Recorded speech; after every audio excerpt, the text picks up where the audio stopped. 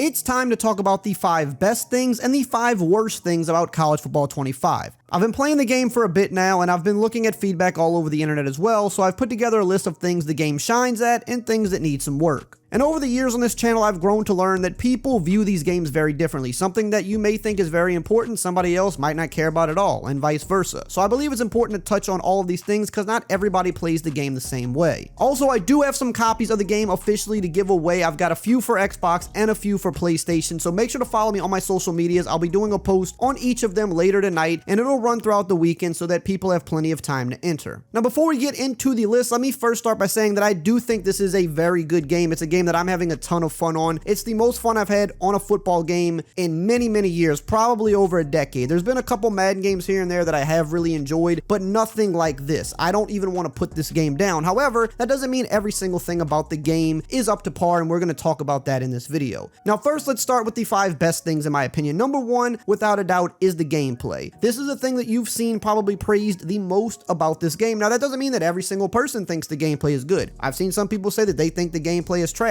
Again, it all goes back to everybody kind of views these games differently. Some people see a certain issue with the gameplay that just completely kills it for them, whereas other people, it might not be as big of a deal. To me, and I think to many others, the gameplay is the thing that shines the most with this game. It feels fun. It feels rewarding. Is it the most sim game of all time? No, but it has a lot of fun elements to it, and I think that is the best way, in my opinion, to have a football or just a sports game in general. I think you need to have a balance. If it's way too far to the side of being 100% simulation, you run into an issue of it being fun for the mass audience. And then if it's too far arcade, it's just wonky and it's not fun to play either. There's a lot of aspects of this game that live up to simulation, like the pass trajectories with the revamped passing, which I think is a great feature. You can get really good pass leads, you can really get good arc on the ball, you can put the ball pretty much where you want it. The wear and tear system is another great addition to the gameplay that feels very real. You have to monitor the hits that your players are taking. You want to be careful with them, otherwise they can get injured, or they can take hits to their attributes if they start taking too many painful hits or getting tackled too much. This adds a level of realism that we just haven't had in a football game from EA Sports ever. And there's other great gameplay additions that lend to sim football, like being able to disguise your coverage shells, or being able to have access to more hot routes, because in the past you had a limited number of hot routes. Now you have more hot routes, which any QB in real life would have the ability to do. Now you have the ability to do that in the game. You can also adjust the depths of these routes. Again, another great feature for gameplay. But aside from all of that, the game just feels fun on field. The jukes and spins are very rewarding. They are a little arcadey at times, but that makes the game fun. This is the most fun playing game I think I've ever played. Is it the most sim of all time? No, but it is the most fun. The abilities mostly seem rewarding and not too overpowered so far. The playbooks are great and unique across the board, giving you a bunch of different ways to play and scheme. And the home field advantage actually feels terrifying and tough to go up against. And I can't leave out the switch stick, maybe the best addition to gameplay in an EA Sports game ever, or at least since the hit stick. The switch stick is a generational feature that will change how defense is played in this game forever. Basically, you could switch around on your players post snap before the QB throws the ball to really take your defense to the next level, and it's been a home run feature so far.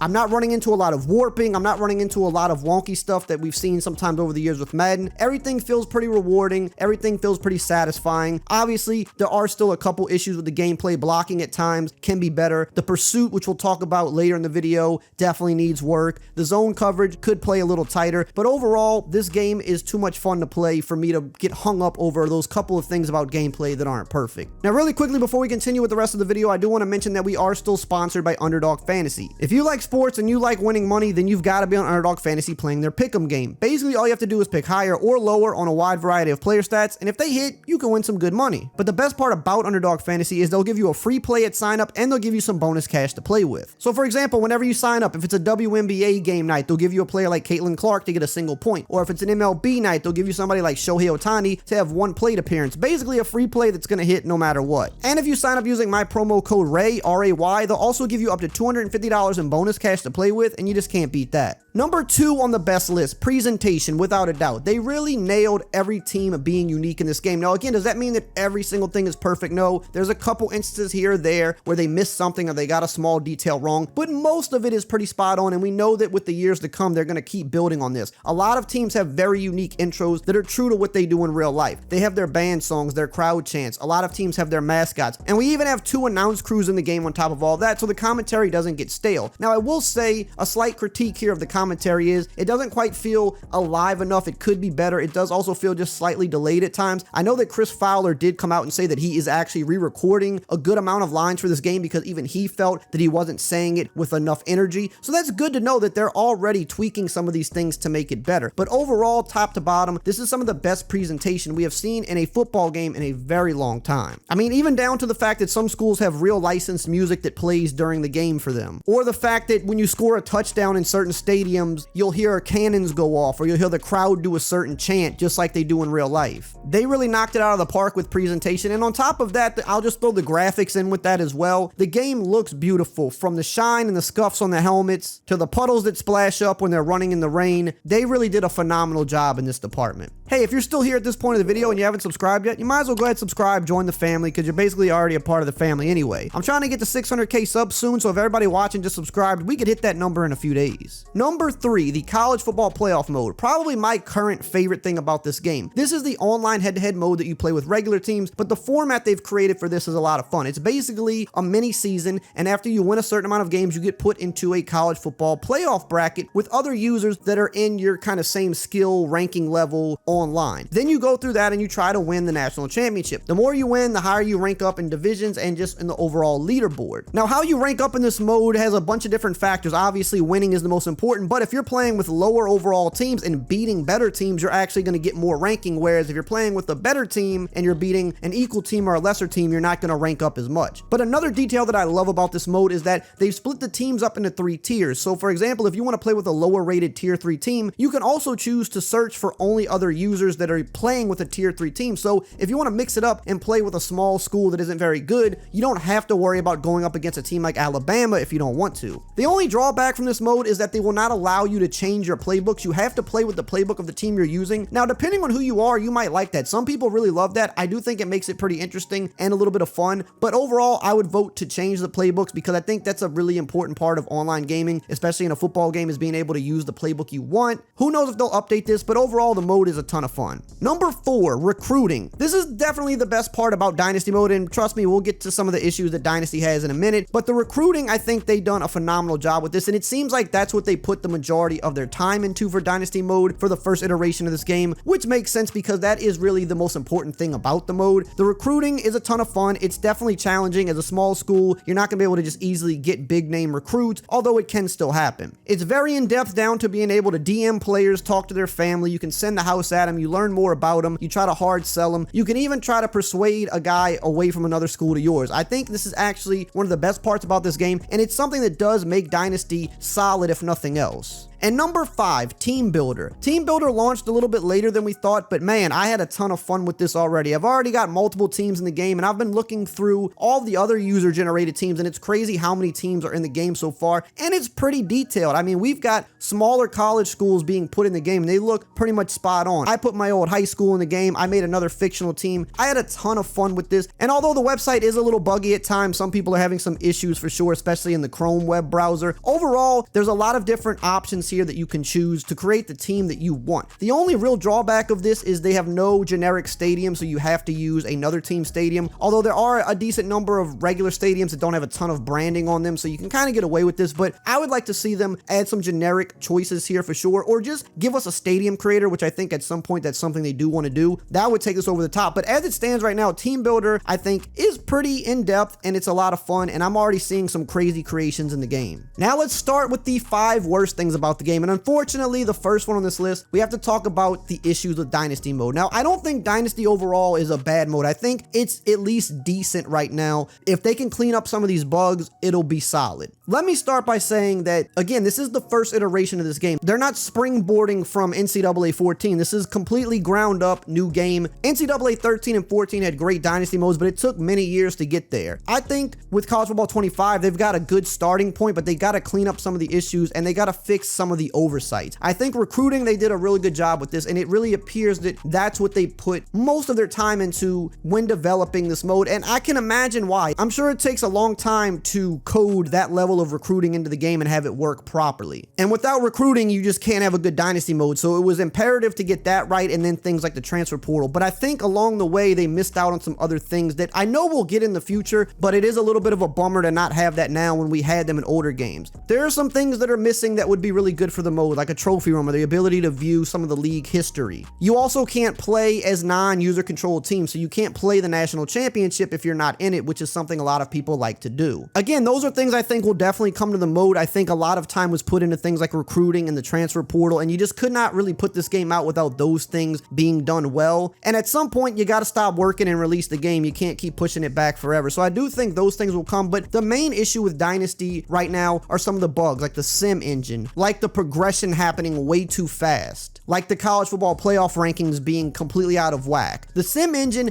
definitely needs a patch, and I believe they are going to be patching that soon along with the college football playoffs. But essentially with the sim engine, you're having lower rated teams just beat really good teams way too much. You're seeing good teams lose a little too often. You're seeing FCS schools beat powerhouses too often, and that breaks the immersion for a lot of people. The college football playoff rankings seem completely out of whack all year, but when you do get to the end and you get to the actual playoff, it seems to be correct then, which is good. But leading up to that, you really have no idea where people are ranked, and it kind of makes monitoring it pointless because it doesn't add up. Again, I know there's a patch coming for these things. Hopefully they can iron those out, because if you iron those two things out alone, this mode becomes infinitely better. The other issue is the progression seems way too fast. It doesn't matter what team you pick. It seems like by year 2 or year 3, you're significantly better, and by year 3, you're pretty much a round championship contender no matter which school you pick. Now, maybe that's done intentionally because I think a lot of people that play these modes are also casuals and they want to win a championship quick. So maybe that is done by design, but you gotta also factor in there's a lot of hardcore people that play this mode and they don't want to take a bottom of the barrel school and be able to get a championship in year 3. I mean, they want to at least get 5-6 years in at least. And I think if the sliders worked properly, this is something that could be tweaked so that both sides can get what they want. The casuals can get a quick championship, but the hardcore guys can make it more difficult. These are a few things that if they can fix, this mode is infinitely better. But for now, the mode is lacking because of these things. The number 2 worst thing is Road to Glory is still lacking. Now, I do think this is better than Madden Superstar mode. The off the field stuff is pretty cool with managing your GPA and your health and your brand and the text messages and all that stuff's cool. It definitely keeps you coming back and it keeps it interesting. But the problem is it's just a little bit less than we had with the older games. You don't have the high school portion, which obviously wasn't really good in the old games, but it still should be here. I think if they bring that back, they need to do it right. I like the system of this game where you can pick to be whatever recruit you want, because in high school with the old games, I mean, it was hard to be a bad recruit because it was so easy to play. You could pretty much end up on any team you wanted to. Here, you can start at the bottom and really grind up. And let me tell you, if you start at the bottom, it's tough to even get playing time on some of these schools, which I think is realistic and cool. But if you bring back high school in a future game, maybe next year, make it similar to where you can pick which star recruit you start off at. So if you want to just start off as like this super good high school guy and dominate, you can, or you can start lower and try to build up and get a higher star ranking throughout the season. Make it objective based, make it something that's not just super simple to do, and I think that would be great. Another thing I would recommend with bringing high school back is allow me to create my high school with Team Builder and import that into the mode. That would be super awesome. If I can have my high school Team Builder team in Road to Glory, that would be great. The other issue with Road to Glory is it's still lacking positions, and this is really because the Madden Superstar mode is lacking positions as well, and these modes need to work together because you transfer your player. You can be a quarterback, running back, wide receiver, middle linebacker, or cornerback. At the very least, you need to have options for pass rusher and safety, and I would even throw tight end and kicker in there. Outside of that, I really wouldn't complain too much, but you definitely got to add more positions here, give it a little bit more variety, and give people more reasons to play through as different positions. The number 3 worst thing is the limited customization. Now, on one hand, we have Team Builder, which is like the ultimate customization, but really inside Dynasty mode, editing players, that's where the customization is limited, and we knew going into this well before the game came out that it was going to be that way because of the NIL players, and also EA being a little overprotective. Let's be honest, they want this game to be out there, be successful, and keep producing it. It's got a target on its back for easy lawsuits, so I do think in the first year or two, they're going to be a little overprotective about things, and they may open it up later. But we knew going in that this was going to be that way, so on one hand, I don't know why people are freaking out so much because it was pretty well documented this was going to happen. However, there are a couple instances that I feel like they should be able to adjust. Number 1, you can't edit players' numbers inside of Dynasty mode. That seems a little off to me. You can edit their names, but you can't edit their numbers. It almost feels backwards. The numbers should be the thing you should definitely be able to edit. And when it comes to your recruits, you can't edit their ratings. I don't really see why it's an issue to edit recruits' ratings because these are all fictional players. So if you can add the ability to change numbers and add the ability to edit your recruits to some degree, maybe not their names. I think more people would rather be able to edit the ratings and the number than the name, because obviously they don't want people creating future big name recruits who have not signed their rights over to the game yet. We know that NIL is the reason for this, but I think maybe balance it a little bit better and people would have a ton more fun, because this is another thing that is holding back Dynasty outside of those few bugs and a couple things that didn't make it into the game. The limited customization on recruits specifically really holds it back for a lot of people, so